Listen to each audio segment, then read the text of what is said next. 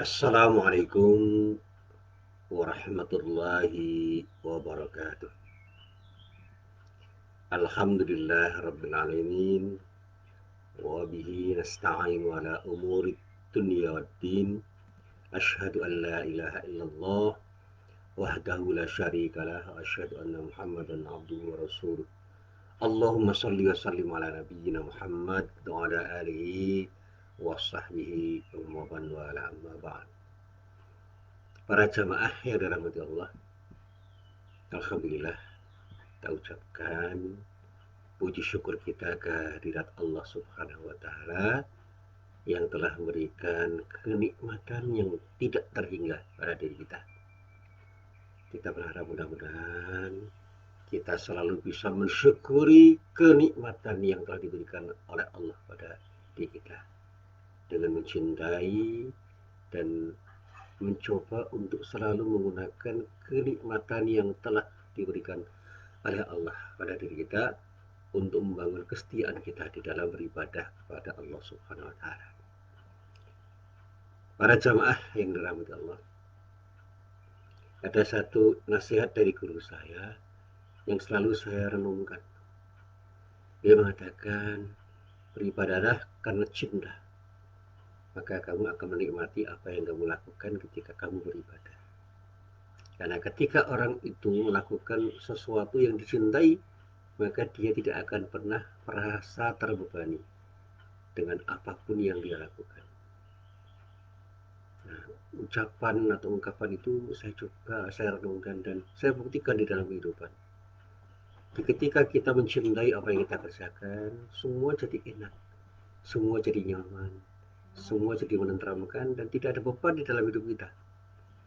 Termasuk ketika saya ditanya, berat tidak Pak mengisi pengajian itu? Saya katakan nggak ada yang berat karena apa yang saya lakukan itu menjadi sesuatu yang saya cintai. Saya mencintai pengajian, baik mendengarkan maupun memberi ceramah. Demikian juga ketika saya mengajar, saya tidak pernah merasa terbebani dengan apa yang saya lakukan karena saya mencintai dunia pendidikan. Dan ketika saya mengajar, saya merasa telah mendapatkan sesuatu, tidak hanya memberikan sesuatu. Apalagi ketika apa yang saya sampaikan itu direspon positif oleh murid-murid saya, oleh para mahasiswa saya, maka saya tidak berpikir bahwa saya telah kehilangan sesuatu, bahkan saya merasa mendapatkan sesuatu yang sangat membahagiakan diri saya. Disinilah kemudian saya berkesimpulan, bahagia itu apa? Bahagia itu adalah mencintai apa yang kita miliki, mencintai apa yang kita peroleh, mencintai apa yang kita dapatkan, mencintai apa yang saat ini ada pada diri kita. Ketika saya merasa puas terhadap apa yang telah saya miliki pada saat ini, saya bahagia. Termasuk pada saat ini, hari Ahad, tanggal 23 Agustus tahun 2020, saya mendapatkan kesempatan untuk berbagi dengan para jamaah. Ini sangat membahagiakan saya karena apa? Saya sangat mengharapkan apa yang bisa saya lakukan hari ini bisa saya lakukan, dan begitu saya bisa melakukan apa yang saya harapkan, alhamdulillah saya merasa senang, dan itulah kebahagiaan ya, yang saya miliki. Setiap pagi saya berbahagia karena bisa berbagi dengan para jamaah. Setiap saat saya bisa berbahagia karena bisa berbagi dengan para jamaah di masjid, di musola, di majlis-majlis taklim, dan setiap hari saya bisa berbahagia karena bisa mengajar kepada para murid saya, para mahasiswa saya. Tapi pada saat saya itu tidak diminta untuk mengajar, saya tetap bisa merasa bahagia karena pada saatnya saya bisa belajar dari siapapun, dari guru saya, dari murid saya, dari teman saya, dari istri saya, dari anak-anak saya, dan dari buku-buku saya, dari tulisan-tulisan yang bisa saya baca, dan dari bermain komputer, yang dengan bermain komputer itu saya bisa belajar dari banyak hal, dan dalam banyak hal saya mendapatkan sesuatu yang luar biasa. Yang dulu saya ceritakan kepada para jamaah, saya bisa belajar mengaji bersama Ustadz Hadi Hidayat, Ustadz Abdus Somad, sekarang ada Gus Baha. Ya, saya kan bisa mengaji pada siapapun yang oleh orang itu tidak begitu direspon atau tidak mendapatkan tanggapan yang diharapkan oleh banyak orang. Termasuk saya bisa mengaji dengan para jamaah saya, itu kebahagiaan tersendiri bagi diri saya. Bahkan saya masih ingat betul Ustadz Ibnu Juraim, Allah yarham, itu berkali-kali datang ke rumah saya pada saat saya masih menjadi dosen baru di Universitas Muhammadiyah Yogyakarta. Berkali-kali dia datang ke rumah saya. Apa yang dia sampaikan, dia cerita tentang bagaimana dia itu punya keinginan untuk mendidik murid-muridnya, utamanya sewaktu dia menjadi guru saya di Madrasah Mualimin Muhammadiyah Yogyakarta. Dan saat ini beliau menjadi salah seorang pengajar yang sangat diharapkan oleh para talabah di PUTM, Pendidikan Ulama Tarjah Muhammadiyah. Nah, cerita banyak dia tentang mualimin, tentang PUTM. Lalu untungnya apa? Akhirnya apa? Saya minta kamu supaya membantu saya ikut terlibat mengajar di PUTM. Nah, atas permintaan itu saya tersenyum. Saya katakan, apa yang bisa saya berikan kepada PUTM, Pak? Saya bukan siapa-siapa.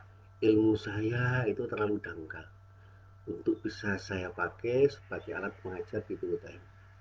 Saya belum punya pengalaman mengajar calon ulama. Saya itu hanya seorang dosen biasa di Universitas Muhammadiyah Yogyakarta dan menjadi guru mu'alimin Madrasah Mu'alimin Muhammadiyah. Masih banyak orang yang lebih pintar dari saya dan lebih berhak untuk mendapatkan kesempatan mengajar para tolabah di UTM. Apa kata Ustadz Bujur waktu itu? Saya tidak mau mengerti alasanmu. Saya hanya minta satu, kamu bersedia untuk mengajar. Kapan Pak? Sekarang. Saat ini juga kamu siapkan dirimu datang. Apa yang bisa kamu ajarkan, ajarkan.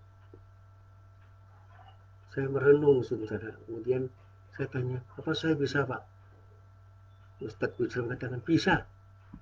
Kalau kamu berani mengajar dan mau mengajar, kamu bisa. Karena kamu punya sesuatu yang bisa kamu berikan pada tolabah saya. Dan itu tolabah kita. Itu kader-kader kita. Kamu harus mau memberikan sesuatu yang terbaik pada mereka. Menurut apa yang menurut kamu bisa kamu berikan pada mereka. Dalam mata kuliah apapun, terserah. Yang penting kamu mengajar. Disinilah kemudian saya berpikir, dan karena itu permintaan guru saya taklim pada beliau. Saya katakan, insya Allah semampu saya akan mengajar. Dan mulai saat itulah saya bersedia untuk mengajar tanpa SK, tanpa surat permintaan. Saya datang untuk mengajar tolabah pendidikan ulama Tarjih Muhammadiyah. Dan sampai sekarang saya terdaftar sebagai dosen PUTM. Meskipun tidak setiap semester saya mengajar, saya hanya akan mengajar kalau diminta.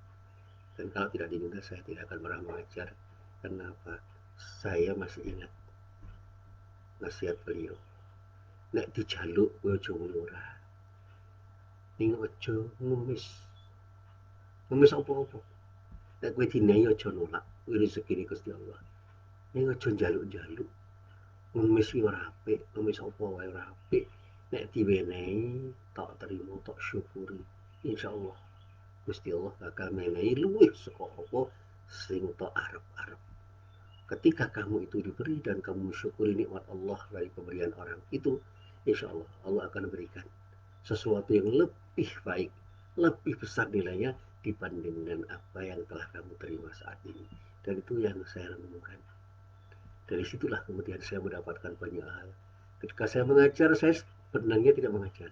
Saya banyak belajar dari teman-teman saya, dari tolabah yang saya ajar, dan saya banyak berdiskusi dengan mereka sehingga saya mendapatkan banyak hal dari mereka, dan mudah-mudahan apa yang saya dapatkan itu saya manfaatkan. Bisa saya manfaatkan di dalam hidup saya, termasuk ketika saya mengajar di tempat lain. Dan alhamdulillah sampai sekarang mantan murid-murid saya di PUTM itu ketika bertemu dengan saya bisa dan mau saling menyapa, dan ada keakraban, ada kehangatan karena mereka diajari untuk bersikap taklim, menghormati gurunya. Dan itu yang selalu saya camkan. Jangan pernah tidak menghormati guru Anda.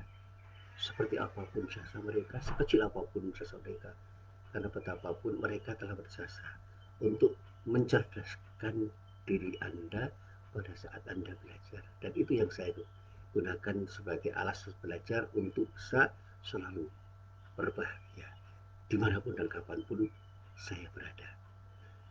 Nah, para jamaah yang dirahmati Allah, tentang kebahagiaan ini saya akan mengutip sebuah kutipan yang saya coba untuk saya renungkan, yaitu pernyataan dari Abu Sa'id Al-Khudri, seorang sahabat Rasulullah Sallallahu Alaihi Wasallam. Dia mengatakan bahwa yang disebut karunia Allah itu bukan apa-apa, tapi Al-Quran. Karena apa? Dia mendambakan karunia Allah itu. Dan ternyata yang paling bernilai dari karunia Allah yang diberikan oleh Allah pada dirinya itu adalah Al-Quran. Sedangkan yang disebut rahmatnya ialah ketika kita dijadikan oleh Allah sebagai Ahlul Quran. Ahlul Quran itu bukan sekedar tahu Quran, tetapi bisa memahami Al-Quran dan mengamalkan isinya. Jadi kalau kita itu bisa memahami Al-Quran dan mengamalkan isinya, itulah rahmat Allah yang betul-betul bernilai bagi diri kita. Jadi Al-Quran itu karunia Allah. Dan karunia Allah itu ketika kita syukuri akan jadi rahmat bagi diri kita pada saat ketika kita bisa memahaminya dan mengamalkannya. Dan kebahagiaan itu adalah kelezatan, kenikmatan yang ada di dalam hati karena kita memahami betul apa yang kita cintai dan mendapatkan apa yang kita inginkan.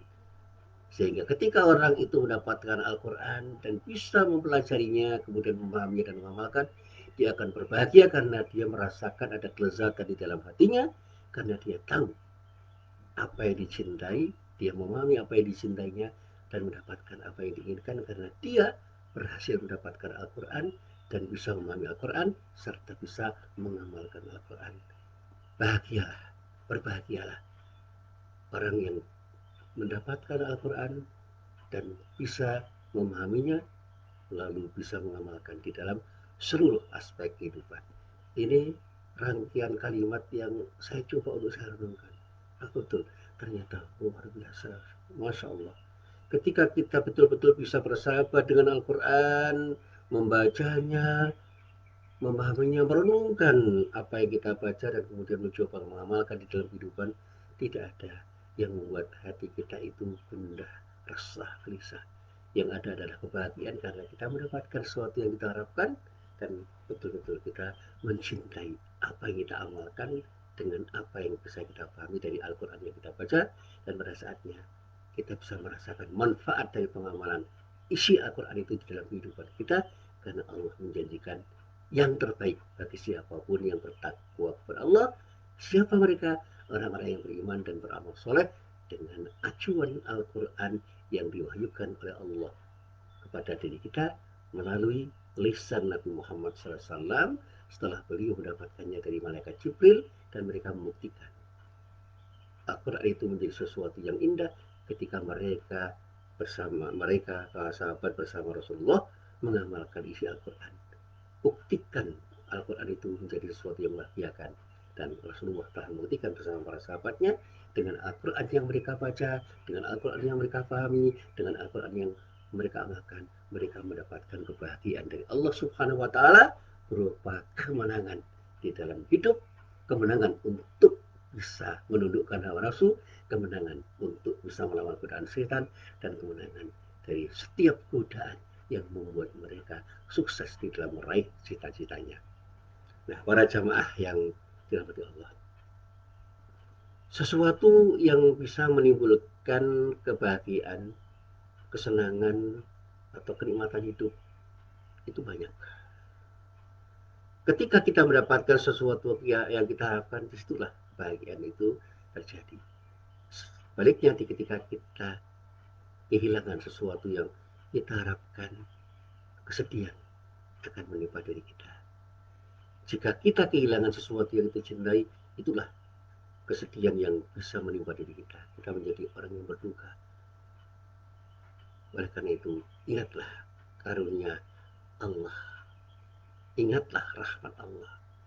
Karena dengan mengingat karunia dan rahmat Allah, kita akan mendapatkan kebahagiaan dari Allah, karena Allah akan menggantikan sesuatu yang hilang pada diri kita dengan ganti yang jauh lebih baik dari apa yang hilang. Dan Allah berjanji untuk memberi solusi terhadap siapapun yang bertakwa kepadanya, dan pada saatnya Allah akan berikan rezeki yang bahkan rezeki Allah itu akan datang tanpa kita duga sebelumnya. Dan ketika kita bersikap tawakal kepada Allah, cukuplah sikap tawakal itu akan menjadi bekal kita di dalam meraih kehidupan yang terbaik dari Allah Subhanahu wa Ta'ala. Para jamaah yang dirahmati Allah, terkait dengan cerita tentang kebahagiaan itu, ada satu ayat yang saya baca dari surat Yunus, yaitu ayat 58. Di dalam ayat itu Allah berfirman, "Qul bifadlillahi wa birahmatihi fabidzalika falyafrahu huwa khairum mimma yajma'un." Katakanlah ya Muhammad, dengan karunia Allah dan rahmatnya, hendaklah dengan itu mereka berbahagia. Karunia Allah dan rahmatnya itu adalah lebih baik daripada apapun yang mereka kumpulkan. Apa yang mereka kumpulkan? Macam-macam. Ada harta benda yang bermacam-macam. Ada sawah ladang, ada rumah, ada mobil, bahkan mereka bisa mendapatkan jabatan yang mereka cari. Mereka, para laki-laki, mendapatkan istri yang mereka dambakan. Kemudian kaum wanita mendapatkan suami yang mereka dambakan. Mereka diberi anak-anak yang saleh. Luar biasa, itu disebut kebahagiaan. Tetapi karunia Allah dan rahmatnya, itulah yang semestinya harus kita harapkan. Dan ketika tadi saya sampaikan kata Abu Sa'id Al-Khudri, karunia Allah dan rahmatnya itu adalah Al-Quran dan pemahaman kita terhadapnya, serta kemampuan kita untuk mengamalkannya. Berbahagialah orang yang mendapatkan Al-Quran sebagai hidayah dari Allah, dan dengan hidayah yang ada di dalam Al-Quran itu, orang bisa mengamalkan isi Al-Quran. Dan pada saat kita itu mengamalkan Al-Quran, insya Allah apa yang kita kerjakan itu jauh lebih bernilai dari apa-apa yang kita dapatkan selama kita hidup di dunia. Para jamaah yang dirahmati Allah, saya ingin mengutip apa yang dijelaskan oleh Ibnu Qayyim Al-Jauziyah di dalam kitab Madarijus Salikin, ketika beliau mengutip pendapat Abu Ismail Al-Harawi di dalam kitab Manazilus Sairin. Beliau mengatakan penggunaan ayat 58 pada surah Yunus ini, beliau katakan benar-benar bisa menjadi landasan pembahasan di dalam kajian kita tentang apa arti kebahagiaan yang bisa kita dapatkan di dalam hidup. Dan bahkan beliau mengatakan bahwa di dalam mencari kebahagiaan, orang akan bisa mendapatkannya ketika orang itu melakukan tindakan yang benar. Dan tindakan yang benar itu hanya didapatkan ketika mereka menjadikan Al-Quran sebagai pedoman hidupnya.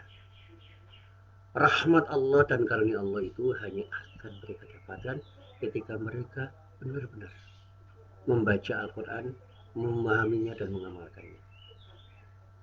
Ibnu Qayyim Al-Jauziyah mengatakan, dengan karunia dan rahmatnya, orang akan mendapatkan kebahagiaan. Dan apa yang dikatakan karunia dan rahmat Allah itu tidak lebih dan tidak kurang adalah pemberian Allah yang terbaik yang oleh Allah diberikan kepada manusia, berupa petunjuk atau hidayah Allah yang semuanya ada di dalam Al-Quran, yang bisa kita baca, kita pahami, kita renungkan, dan kemudian kita amalkan di dalam kehidupan kita. Allah berfirman di dalam Al-Quran surat Al-Qasas ayat 86 untuk menjelaskan apa yang saya sampaikan itu. Wa ma kunta tarju ayyulqa ilaikal kitabu illa rahmatan min rabbik fala takunanna dhahiran lil kafirin. Dan kamu tidak pernah mengharap agar Al-Quran diturunkan kepadamu, tetapi iya, Quran itu diturunkan karena satu rahmat yang besar dari Tuhanmu. Sebab itu janganlah sekali-kali kamu menjadi penolong bagi orang-orang kafir. Di sini memang tidak pernah kita itu berharap mendapatkan sesuatu dari Al-Quran yang diturunkan oleh Allah kepada Rasulullah Muhammad SAW. Tetapi sesuatu yang tidak kita harap itu pada saatnya akan menjadi rahmat yang besar dari Allah. Untuk siapa? Untuk orang-orang yang beriman. Dan pada saatnya bagi orang-orang kafir tidak punya makna apa-apa. Karena mereka tidak punya kesediaan untuk membacanya. Walaupun mereka membacanya, tidak membaca untuk mengimaninya karena tidak punya iman untuk bisa meyakini apa yang mereka baca dari Al-Quran yang diturunkan oleh Allah kepada diri mereka. Dan pada saatnya apapun hasil dari proses pembacaan Al-Quran oleh orang kafir itu semuanya menjadi sesuatu yang tidak bermakna karena mereka tidak mengimaninya. Demikian juga ketika orang munafik membaca Al-Quran, mungkin mereka bisa memahaminya tetapi tidak mampu mengamalkannya karena ada nifak, ada penyakit yang ada di dalam hatinya. Tapi bagi orang yang beriman, seperti apapun mereka membaca, sekecil apapun kesempatan mereka membaca, satu bacaan Al-Quran akan bisa menghadirkan ketenangan jiwa mereka dan pada saatnya akan membawa mereka untuk menjadi orang yang mencintai amal soleh yang mereka kerjakan. Dan pada saat mereka mencintai amal soleh yang mereka kerjakan, mereka akan bahagia, mendapatkan kebahagiaan dengan amal soleh yang mereka kerjakan, sehingga mereka bisa berbahagia dengan kebaikan akhlak mereka, dan mereka pun tidak pernah merasa sedih ketika mereka beribadah kepada Allah Subhanahu wa Ta'ala. Para jamaah yang dirahmati Allah, bahagia memang disebutkan di dalam Al-Quran dalam dua bentuk, ini kata Ibnu Qayyim al-Jauziyah. Ya. Tidak ada kaitannya dan yang ada kaitannya. Ada bahagia yang disebut tidak ada kaitannya dan yang ada kaitannya. Yang tidak ada kaitannya disebutkan dalam bentuk celaan. Seperti firman Allah yang terdapat di dalam ayat Al-Quran yang bisa kita baca nanti di dalam rangkaian ayat yang terdapat di dalam surat Al-Qasas ayat 76. Dikatakan dalam ayat itu, la tafrah innallaha la yuhibbul farihin. Janganlah kamu terlalu bangga karena sesungguhnya Allah tidak menyukai orang-orang yang terlalu membanggakan diri. Nah, kita ingat bagaimana Qarun. Kita ingat Qarun. Qarun itu adalah orang yang pernah diberi karunia oleh Allah. Tapi bagaimana dia itu memahami karunia Allah? Dia tidak bersyukuri nikmat Allah itu. Sehingga dikatakan Qarun itu termasuk orang yang tidak berbahagia dengan hartanya. Karena dengan harta yang dia miliki, dia berbangga dengan hartanya, bukan ingat kepada zat yang telah memberikannya. Sehingga dia tidak bisa mensyukuri nikmat Allah itu. Salah satu bentuk sikap kufur Qarun itu adalah berbangga dengan hartanya, bukan mensyukuri nikmat dari Allah itu untuk menjadikan hartanya sebagai alat untuk beribadah kepada Allah. Sarana ibadah itu kan bisa didapatkan melalui harta. Tetapi Qarun tidak mampu untuk menjadikan hartanya itu sebagai sesuatu yang membahagiakan dirinya ketika dia beribadah kepada Allah. Bahkan tidak tertarik untuk beribadah dengan hartanya. Karena apa? Dia beranggapan harta itu yang bernilai. Bukan sesuatu yang bisa dimanfaatkan dari harta itu. Ketika dia bisa menggunakan harta itu untuk beribadah kepada Allah. Sehingga meskipun dia itu diberi harta yang banyak, dia tidak bisa berbahagia, justru khawatir dengan harta yang dia milikinya, sehingga dia menyimpan hartanya dengan peti yang sangat kokoh dan kunci yang diharapkan bisa melindungi hartanya. Bagi orang yang bersyukur pada Allah, dia justru berpikir, apa yang bisa saya gunakan dari harta kita itu untuk bersyukur ini pada Allah. Berzakat, berinfak, bersedekah dengan berbagai macam cara yang pada saatnya dengan cara berzakat, berinfak dan bersedekah dengan hartanya, orang itu akan mendapatkan kebahagiaan. Semakin banyak dia bisa bersedekah dengan hartanya, semakin dia akan berbahagia. Karena apa? Dia tidak berpikir bahwa harta itu membahagiakan, kecuali ketika harta itu bisa dia gunakan untuk membangun kesetiaan dia ketika dia beribadah kepada Allah Subhanahu wa Ta'ala. Ya. Baik, disinilah kemudian ada sesuatu yang terkait dengan karunia Allah, dengan rahmat Allah. Karunia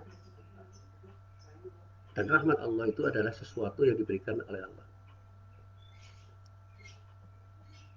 Ketika orang yang beriman itu diberi harta, maka dia merasa ada sesuatu yang kemudian membahagiakan dirinya. Karena apa?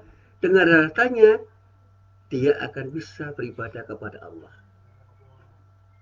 Dan pada saat dia bisa beribadah kepada Allah, dia berbahagia. Karena apa? Dia bisa menggunakan hartanya itu untuk sesuatu yang tepat ketika dia menggunakan hartanya itu untuk beribadah kepada Allah. Jadi yang pertama, itu yang tidak terkait, itu artinya kebahagiaan itu bisa terjadi pada orang yang mendapatkan harta. Tapi dia tidak bisa menggunakan hartanya itu untuk membangun kesetiaannya di dalam beribadah kepada Allah. Sehingga sebanyak apapun harta yang dia peroleh, dia tidak akan pernah merasa cukup. Dia akan merasa kurang karena sikap rakusnya. Tetapi yang kedua berbeda. Sekecil apapun, sesedikit apapun harta yang dia peroleh, dia akan bahagia karena dia punya peluang untuk menggunakan hartanya dalam rangka untuk beribadah kepada Allah. Coba kita bandingkan dengan bandingan yang gampang. Ada orang yang dapat harta, duit misalnya, 1 miliar. Bahagia? Bahagia karena apa? Orang itu mengharapkan mendapatkan uang 1 miliar itu.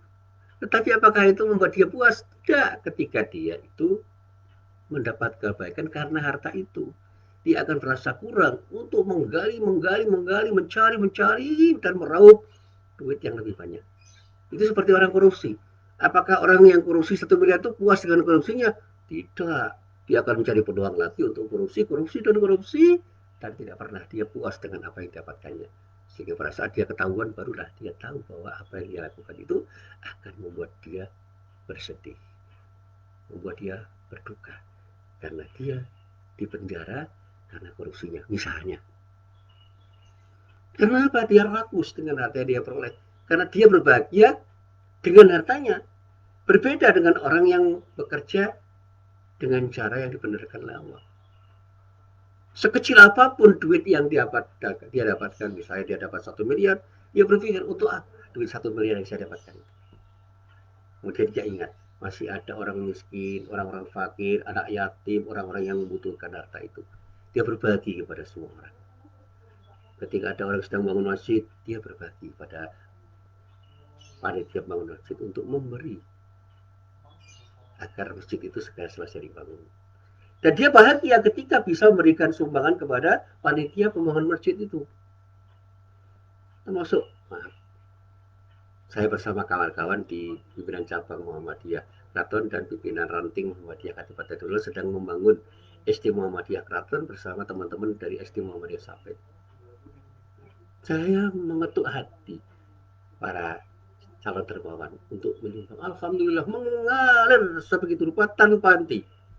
Alhamdulillah bangunan sekolah itu sekarang hampir jadi. Ada tanpa serupiah pun modal yang kami miliki. Kami hanya yakin kalau kita bekerja karena Allah, Allah akan memudahkan jalan untuk mendapatkan sesuatu yang kita kerjakan. Ternyata banyak orang menyumbang, banyak orang bersedekah, banyak orang membantu dalam apapun, dan alhamdulillah semua menjadi meringankan beban kami panitia pembangunan SD Muhammadiyah Kraton. Dan alhamdulillah teman-teman dari UMY tanpa mereka mau disebutnya namanya menyumbang. Saya tidak perlu menyebut siapa-siapa di antara mereka yang menyumbang. Para dosen UMY yang dulu tidak pernah saya duga akan mau menyumbang, ternyata dia dengan serta-merta bertemu dengan saya. Pak Husin, saya mau sedikit menyumbang. Ada yang menyumbang 100.000, ada yang menyumbang 500.000, ada yang menyumbang 1 juta, bahkan ada yang menyumbang 10 juta, dan bahkan Universitas Muhammadiyah Yogyakarta secara khusus menyumbang 300 juta. Ini yang luar biasa.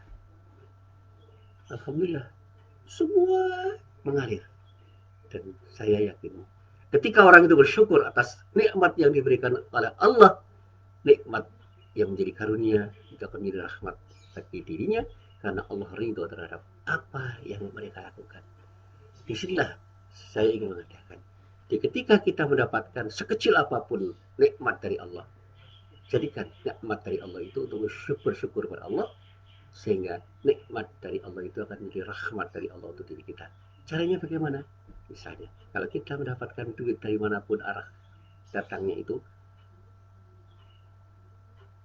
kurangi sedikit untuk kita infakkan kepada siapapun yang membutuhkan. Jangan kita makan sendiri, jangan kita gunakan sendiri. Dan inilah yang akan bahagia kita. Kebahagiaan itu terkait dengan bagaimana kita mensyukuri nikmat. Kebahagiaan itu bisa terjadi karena kita mencintai apa yang kita miliki, yang dengan cinta kita kepada yang kita miliki itu, kita ingat kepada siapa yang memberi apa yang kita miliki, untuk kita kembalikan kepada yang memberi dengan cara yang dituntunkan oleh zat yang maha memberi, yaitu kita kembalikan kepada Allah dengan berzakat, dengan berinfak, dengan bersedekah. Jangan pernah kita pelit untuk bersedekah, karena sikap pelit itu akan mengotori hati kita, dan pada saatnya kita menjadi orang yang bisa bersedih karena kita kehilangan harta yang pernah kita miliki. Tetapi ketika kita itu tahu bahwa harta itu milik Allah, yang diamanahkan oleh Allah pada diri kita, kemudian harta yang kita amanahkan itu kita kembalikan kepada Allah untuk beribadah kepada Allah, kita akan mendapatkan kebahagiaan ketika harta kita itu habis untuk membangun ketaatan kita kepada Allah dengan cara beribadah, termasuk dengan cara berzakat, berinfak, dan bersedekah.